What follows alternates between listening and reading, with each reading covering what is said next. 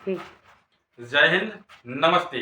आज की हम इस क्लास में साइंस का एक टॉपिक है हमारा कोशिका, जिसको हम इंग्लिश में बोलते हैं सेल। इसके बारे में हम लोग संपूर्ण जानकारी लेते हैं आज इसकी क्लास में। ठीक है, सबसे पहले हम देखेंगे कि कोशिका का वैज्ञानिक नाम क्या है। तो कोशिका का वैज्ञानिक नाम होता है साइटो। सेल तो होती है कोशिका का इंग्लिश नेम, लेकिन कोशिका का वैज्ञानिक नाम होता है साइटो।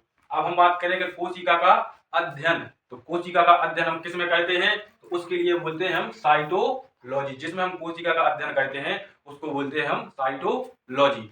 अब हम बात करते हैं कोशिका की खोज या जनक। तो कोशिका की जनक है हमारे रॉबर्ट हुक नामक एक वैज्ञानिक। अब हम बात करें कि जीवित कोशिका। कोशिका दो प्रकार की होती है, एक तो मृत और एक होती है हमारी जीवित। अब इस मृत और जीवित कोशिका की हम बाद में चर्चा करेंगे, लेकिन अभी हम बेसिक जानकारी ले लें इसके बारे में। तो देखो, जीवित कोशिका की खोज एंटोनी वॉन ल्यूवेनहुक नामक वैज्ञानिक ने की थी। अगर हम बात करें तो कोशिका का सिद्धांत दिया था हमारे स्लाइडेन-स्वान नामक वैज्ञानिक ने। अब ये सिद्धांत क्या होता है, किसी भी वस्तु के लिए एक सिद्धांत दिया जाता है कि उसकी संरचना कैसे हुई है, उसका कार्य क्या है। जैसे हम देखें यहाँ पर कोशिका पढ़ रहे हैं, तो हम देखेंगे कि कोशिका के सिद्धांत में क्या दिया जाएगा कि उसकी संरचना कैसे हुई है, उसका निर्माण कैसे हुआ है और उसके क्या क्या कार्य हैं। तो ये होगा हमारा कोशिका का सिद्धांत, जो कि दिया था हमारे स्लाइडेन और स्वान नामक वैज्ञानिक ने। अब हम बात करते हैं ओवरऑल, संपूर्ण। इसमें सबसे छोटी कोशिका होती है हमारी माइक्रोप्लाज्मा की कोशिका। फिर हम बात करें ओवरऑल, सबसे बड़ी हमारी जो कोशिका होती है वो होती है शुतुरमुर्ग का अंडा। अगर हम अब बात करें मानव में, तो मानव में सबसे छोटी कोशिका होती है वो होती है हमारी स्पर्म या शुक्राणु। अगर हम बात करें कि मानव में सबसे बड़ी कोशिका होती है वो होती है हमारी अंडाणु। ठीक है, अगर हम अब बात करें कि मानव में सबसे लंबी कोशिका कौन होती है, वो होती है हमारी न्यूरॉन। अगर हम बात करें तो न्यूरॉन एक ऐसी कोशिका है जिसमें विभाजन बहुत ही कम होता है, जो कि हमारे मस्तिष्क में पाई जाती है। जिस भी कोशिका में विभाजन कम होता है तो आप ये समझें कि उसका बनना बहुत ही कठिन होता है, उसका निर्माण बहुत ही कम होता है। अगर हम बात करें कि सबसे तेज विभाजन कहाँ होता है, सबसे तेज विभाजन होता है हमारा यकृत में, जिसके लिए हम बोलते हैं लीवर। ठीक है, अब हम कोशिका के बारे में देखेंगे कि कोशिका का संरचना कैसे होती है। तो सबसे पहले हम एक एग्जांपल देखेंगे कि बहुत सारी ईंटों को लेकर हम एक दीवार बनाते हैं, और बहुत सारी दीवारों को मिलाकर हम एक कमरा बनाते हैं, और बहुत सारे कमरों को मिलाकर हम क्या बनाते हैं, एक घर। मतलब बहुत सारी ईंटें ली हमने, तो उससे हमने एक दीवार बनाई, और बहुत सारी दीवारों को मिलाकर हमने एक कमरा बनाया, और बहुत सारे कमरों को मिलाकर हमने क्या बनाया, एक घर। उसी प्रकार कोशिका की भी संरचना होती है। जैसे कि बहुत सारी कोशिकाएं, छोटी छोटी कोशिकाएं मिलकर हमारा ऊतक बनाती हैं, और बहुत सारे ऊतक मिलकर ये अंग बनाते हैं, और बहुत सारे अंग मिलकर एक संपूर्ण शरीर का कार्य करते हैं। मतलब सबसे पहले बहुत सारी छोटी छोटी कोशिकाएं मिलेंगी, वो एक ऊतक का निर्माण करेंगी, और बहुत सारे ऊतक मिलकर हमारे अंग का निर्माण करेंगे, और बहुत सारे अंग मिलकर एक शरीर का निर्माण करेंगे। तो आशा करते हैं कि आपको कोशिका यानी सेल के बारे में एक बेसिक्स जानकारी। अब हम बात करने वाले हैं आगे इस वीडियो में कोशिका के जो विभिन्न प्रकार के अंग होते हैं, उन सभी अंगों के बारे में हम बात करने वाले हैं। तो एक होता है हमारा माइटोकॉन्ड्रिया, एक होता है हमारा गोल्गी बॉडी, एक होता है हमारा वोकल यानी राजधानी, और एक होता है हमारा साइटोसोम, ठीक है, साइटोसोम। एक होता है हमारा ईआर यानी कि अंतःप्रबद्ध जालिका, एक होता है राइबोसोम, एक होता है हमारा लाइसोसोम। तो सबसे पहले हम बात करते हैं माइटोकॉन्ड्रिया। तो माइटोकॉन्ड्रिया को हम लोग हिंदी में बोलते हैं सूत्रकणिका। कई बार एग्जाम में माइटोकॉन्ड्रिया के अलावा सूत्रकणिका लिख के आ जाता है, और स्टूडेंट उसमें कंफ्यूज हो जाते हैं कि ये क्या आ रहा है, लेकिन माइटोकॉन्ड्रिया को ही हिंदी में हम लोग सूत्रकणिका बोलते हैं। और माइटोकॉन्ड्रिया की खोज की थी हमारे अल्टमैन नामक वैज्ञानिक ने। अब हम बता दें, कोशिका में माइटोकॉन्ड्रिया को पावर हाउस कहते हैं।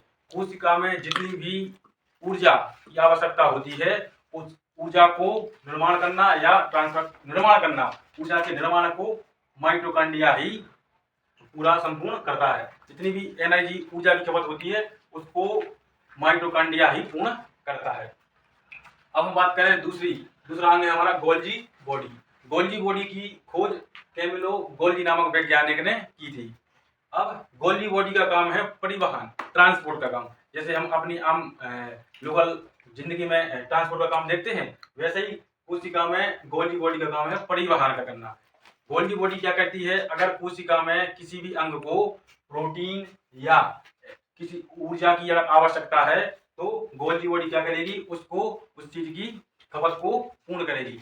जैसे अभी हम मुंह से बोल रहे हैं तो हमारी जीभ के लिए एनर्जी की आवश्यकता है, और जैसे हम शरीर के नीचे अभी हल्का फुल्का मतलब चल नहीं रहे हैं तो हमारे नीचे शरीर हो वो एनर्जी की कम आवश्यकता है। तो गोल्जी बॉडी क्या करेगा कि जहां पर एनर्जी की ज्यादा खपत हो रही है, जैसे हमारी जीभ से बोल रहे हैं तो जीभ में ज्यादा खपत हो रही, तो गोल्जी बॉडी क्या करेगा कि वहां से एनर्जी को लेकर हमारे जीभ में स्थानांतरित कर देगा। तो गोल्जी बॉडी का क्या काम है, एनर्जी या प्रोटीन को एक स्थान से दूसरे स्थान तक स्थानांतरित करना। अब अगर हम बात करें आगे रसधानी, रसधानी को इंग्लिश में बोलते हैं वोकल्स, जिसका कार्य है जल संग्रह। आपने सुना होगा कि हमारा शरीर में 80% जल होता है। अब आप कहेंगे कि 80% जल कहाँ से होता है, जैसे कोई व्यक्ति 60 किलो का है तो 60 किलो का व्यक्ति है तो उसमें 80% जल है, तो उसका यानी कि 48 किलो उसमें केवल मतलब उस पूरे वजन का 48 किलो उसमें पानी होगा। अब आप कहेंगे 48 किलो मतलब शरीर में कैसे होगा, हमारे पेट में तो 1-2 किलोलीटर पानी बनता है, 1-2 लीटर ही पानी बनता है।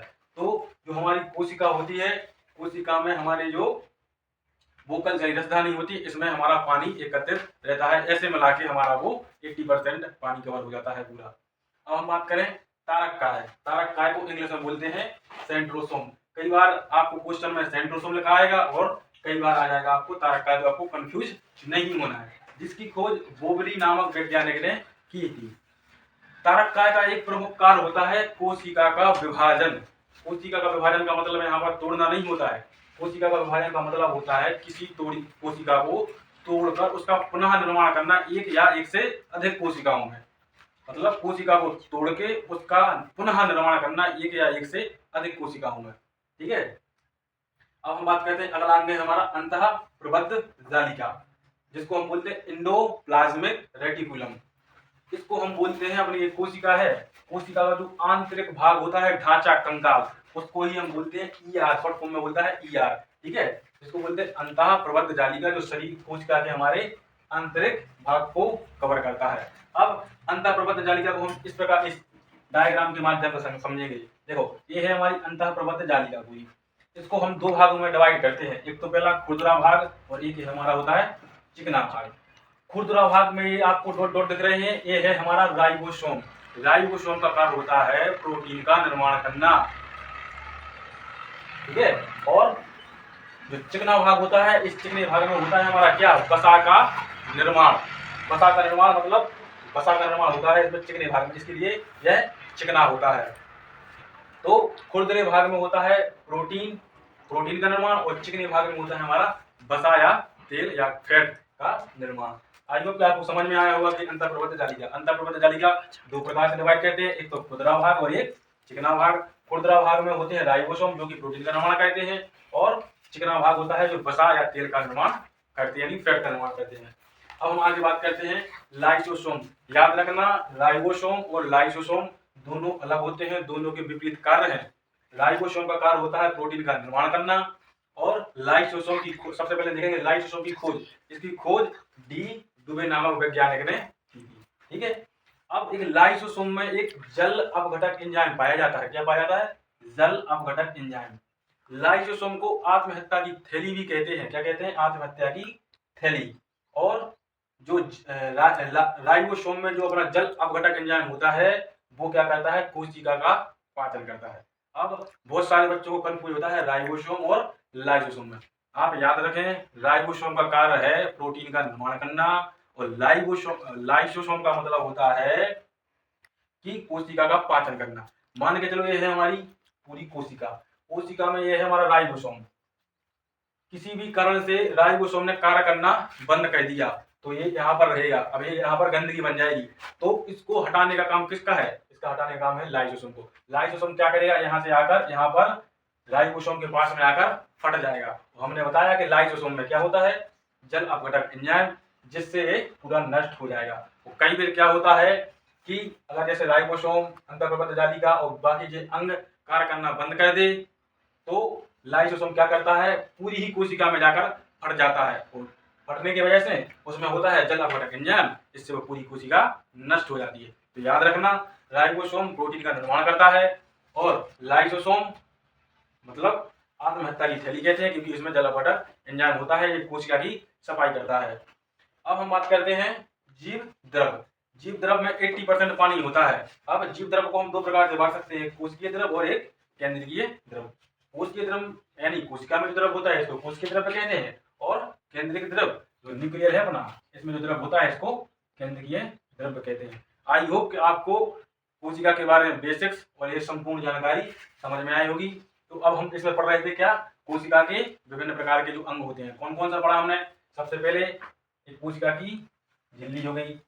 कोशिका झिल्ली के बाद ये है हमारा माइटोकॉन्ड्रिया, गोल्गी का वोकल्स, साइटोकाइन और ईआर यानी कि अंतःप्रबंध जालिका, और राइबोसोम और लाइसोसोम, ये हमारा बीच में न्यूक्लियर यानी कि केंद्रक होता है। और इसके विभिन्न अंग ये है माइटोकॉन्ड्रिया, गोल्गी बॉडी, राजधानी तारका, सेंट्रोसोम, अंतःप्रबंध जालिका, राइबोसोम, लाइसोसोम, जीव द्रव। आशा करते हैं कि आपको ये वीडियो पसंद आई होगी। जय हिंद।